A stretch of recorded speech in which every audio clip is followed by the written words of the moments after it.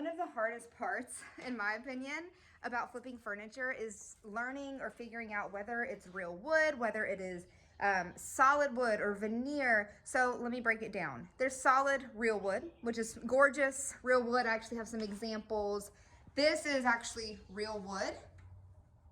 Then there's veneer, which is a very, very thin layer of real wood.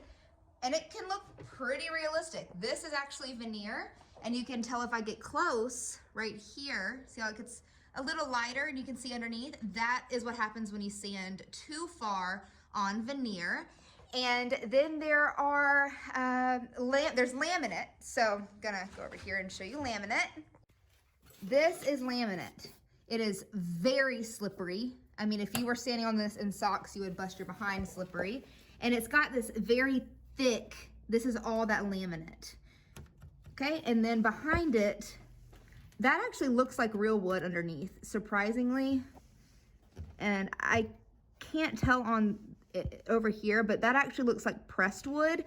Pressed wood is essentially very, very thin layers. I'm gonna try to move this over a little bit so we can, oh, nope, I need my husband on here. See how it's just, if I do this alongside it, it's very easy to create dents in it. That's because this is just very, very tiny layers, pretty much like cardboard. It's just very crappy material. That's often what's under laminate or particle board, which is like that. You can kind of see underneath in there. That's particle board. It just looks like a ton of little chips of wood. So now I'm gonna break down your options here. With particle board, sometimes there can be veneer on top. This may be veneer because it looks like real wood, right? So you have two options. Three. You can always leave it as is. That's always an option, but we're not going to talk about that. The other two options are you can try sanding it. Sometimes veneer, even if it's on particle board, sands down to natural wood, or the natural color, I should say, and it removes that stain. But other times, if you sand too far, or if it's just not cooperating and it looks really splotchy, which is pretty common, that's when you just want to sand with that 120 grit, prime, paint it, and seal it if your paint requires sealant. So that's what I would recommend doing with particle board pieces. With laminate pieces, the easiest thing to do on these is always going to be to leave it. If it's a laminate top, if you like the top, like if I could get by with just keeping it as is, that's what I would do on this. You can remove it. I honestly have never even tried to remove it because it looks like a pain. And then it also depends on what's underneath. You always want to check that if you're hoping to find real wood underneath because it may not be there. And if you want, you can also always wallpaper, you know, if you wanted to do a peel and stick wallpaper. But if you wanted to paint, I recommend sanding with a 120 grit. You can use your sander, cleaning it off. Using this is my go-to primer. It's called New Surface. It comes in quite a few colors. I know white and brown. I can't remember what other colors. And letting it sit. You might want to let it sit for a few days and do another coat of primer just because laminate, I mean, it is so easy to scratch paint off that you have to prep it well. And then painting and then sealing. Even if it's a built-in sealant on your paint, I would still recommend sealing it just because if I were to do this, boop, it might come off. That's how slippery the surface is. So prep work is always going to be really, really important with that. And then coming back over here, boop, little side note, this is cane, okay? Obviously, that one's a little broken. I don't know how to repair cane yet, as of the day I'm making this video. In terms of replacing it, I should say. I still have to do some touch-ups on this, so ignore that. But it's very expensive and very tedious to replace cane, so that's the only one that was broken, so I just kept it as is. But whenever you're painting cane, I recommend sanding it very gently because you don't want to bust through it, which I didn't. It came that way. But sanding it very gently, priming it if you want to prime it, and you can either spray paint it or paint it by hand, and then seal it. So I'll definitely be sealing this because chairs are really high traffic pieces. People's backs are going to be on them. Kids are going to be rubbing food on them. So even if it's a built-in sealant, I'm still going to seal that just to make sure it stays. I have done spray paint and regular paint on cane and it has worked fine. Now, over here, we've got veneer. It actually bubbled up a little bit, which is another way. I'm going to leave it just because this is my piece. I have seen people get really thin, like medical needles, and stick them in the cracks and do some wood glue and then clamp it to make it flat again. To me, again, this, I'm keeping this, so it's not that big of a deal. But over here, you can see this is what happens when you sand too far on veneer. I never could tell what's underneath this, in all honesty, and that, like I said, is the hardest part of the process. So I'm just gonna leave it, even though it's a little imperfect back here, that's fine. But I always look on the back of the piece, okay? And a big tip here is if you can't tell based on the back, use your sander, a 120 grit, and sand the back because it'll remove that stain and help you look at it more closely. So if I'm looking at it, it really does look like it's real wood, but whenever I touch it, it just feels a little fuzzy, right? A little bit fuzzy. And even if, and like over here, when I touch it, it might be real wood, y'all, but the way it looks, how soft and fuzzy it looks, is not reassuring to me. But the main problem here is, if I were to remove this, my top is gonna be what's right underneath it. And looking at what's right underneath it, there's a bunch of little cracks. Do y'all see all the little cracks? Let me focus, there we go. On it, that would be showing on the top. And to me, that's just a little nerve-wracking, and I'm not gonna do it. I can tell though, this is real wood. The main issue with this one is those cracks. It's just a little concerning. So I'm gonna leave that, but that is veneer. Sometimes there's solid wood under veneer, sometimes there's not. For instance, on this one's veneer. I sanded too far. Underneath it is real wood. A lot of this is gonna come with time and practice, but looking at it, typically these lines, that means it's real wood, not always, but typically it does. And again, I could use my sander and really sand it to see what's underneath even better. I wish that I had not blocked this one in, but this one's real wood back here too. And a lot of times you are going to, let me try to film myself here. You're gonna learn tips and tricks over time with this. It's not going to be immediate. Many pieces for me are still not immediate. A quick summary though, I'll tell you, really, really old pieces like these are typically real wood. They didn't really use a lot of fake stuff back then. So I knew this piece is old because you can just tell from the style of it, which again, this will come with time. I mean, sometimes there's dates on it and things like that, which I don't know if this one has, but I could just tell it's real wood when I got up close to the back. Same with this one, an old piece, looks like real wood. Over here, this dining room table, again, I still have to do touch-ups and all this, so don't judge me based off of it. Typically, not always, but typically tables like this are veneer on top. It's just the name of the game. A good way to tell is, well, first of all, just always assume, because if you sand too far, you're gonna be in trouble. But right here, I sanded a little too far. When you get close, you can see that fake wood underneath the real wood. So I have to be really careful whenever I'm sanding so I don't go too far on the veneer. So with veneer, you can leave it as is. You can stain it. Sometimes it's a little splotchy. You can stain it, you can prime it, you can paint it. You can really do whatever you want with veneer. It's very, I mean, it is essentially real wood. It's just a very, very, very thin layer that you can't sand past or it'll be damaged and done. So that's what I would say to do with this. With veneer, I sand with a 120 grit. As long as it's looking good. If it's taking forever, I might switch to an 80 grit, but that's pushing it. Again, because if you go too far, you're done. And then I smooth it out with a 220 grit. Over here, I can tell this is real wood because I can actually see the planks of wood that they put together on this table. And so yes, this was real wood. You can see all the lines of it. You just have to kind of think logically, right? Like, is it real wood? And then like on this one, this has a huge chunk taken out of it. Obviously that's real wood. You can kind of feel it, you can kind of see it. I don't know what I'm gonna do about that yet because I'm probably gonna have to wood fill that. But hopefully this helps. Remember, a little quick summary. You can put wallpaper on anything. So wallpaper is always a good backup option. You can sand laminate, you can sand veneer, you can sand real wood. If you've taken off a top, say I took off the top, remember that one over there with the particle wood? If I took off maybe the veneer on top of particle wood or that laminate that's over there, if I took off that sheet of laminate and there's particle board underneath, it is very, very, very difficult to make particle board look good. So at that point, you might wanna go to Home Depot, go to Lowe's and grab a piece of wood and cut it and wood glue it on the top.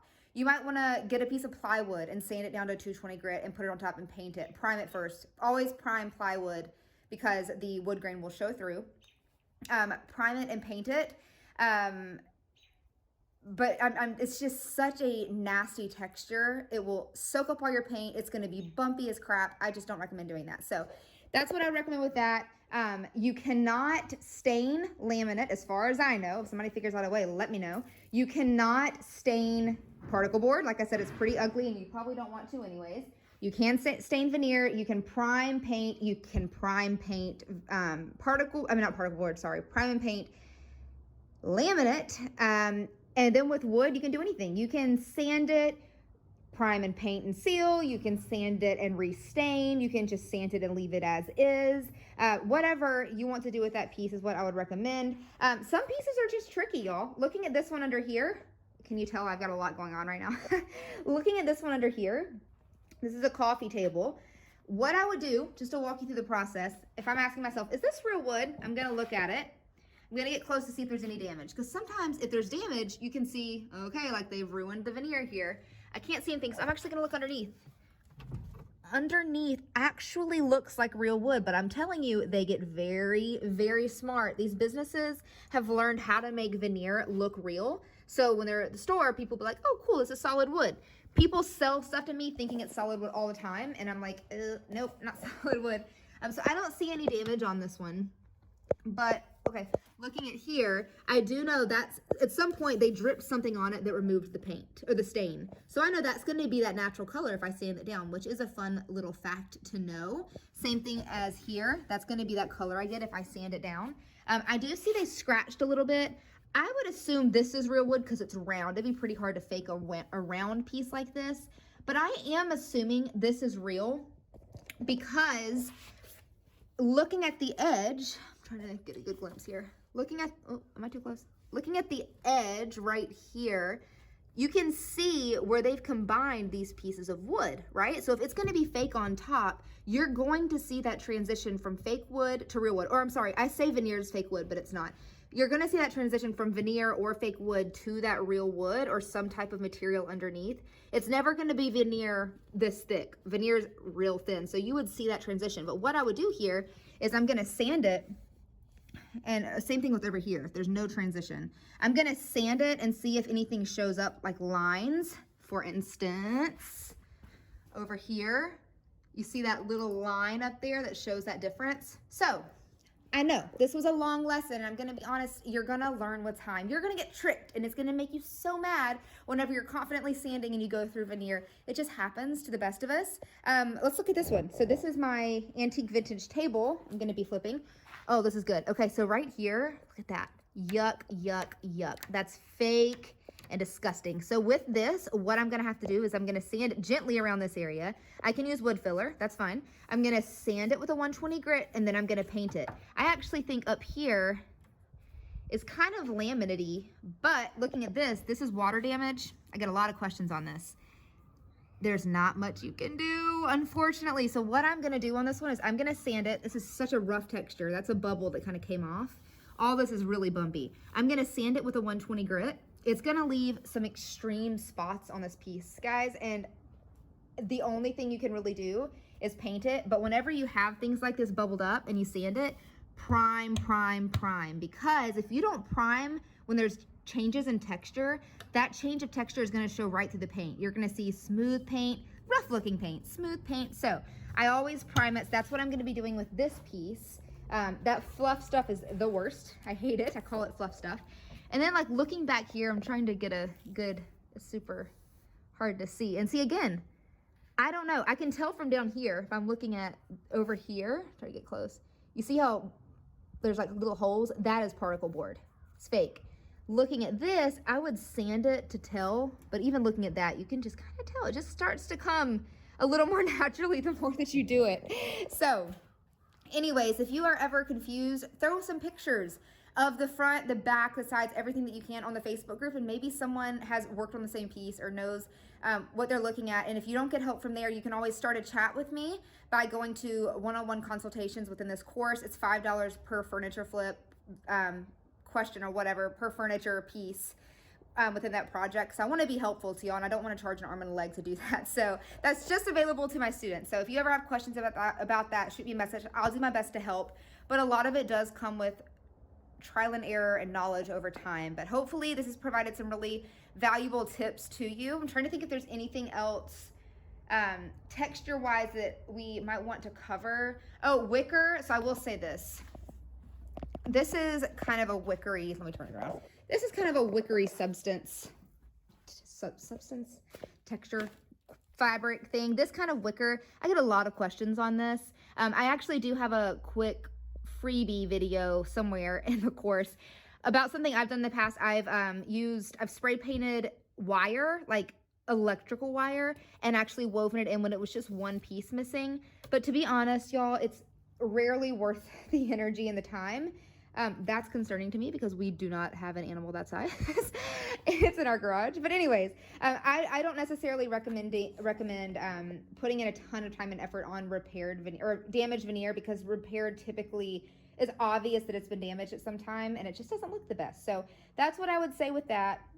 Same with this kind of stuff. That's kind of a plasticky veneer. And with this, I would just recommend spray painting. I do have a spray painting tutorial in the painting section.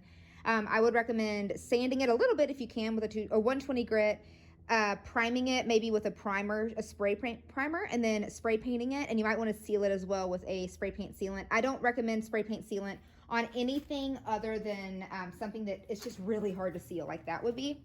I'm trying to find if there's any more pieces. So down here I've got a trunk. I would sand back here to see if I can figure out what's going on, but I actually do think that this is real wood. And it makes sense because it's an old piece. And then here's an even better close-up of that particle board I was telling you about earlier. If it'll focus. There we go, that particle board. Kind of looks like a sponge, right? This is real wood. So you can even see kind of the age for it being outside. It's kind of cracking. Yeah, so hopefully this helps. I know that was a lot of information. Keep watching, keep learning, and learn by doing. I learned by doing. Would I have killed for this course in the beginning? Absolutely. But a lot of my value and experience comes from experience. So give it a try and good luck.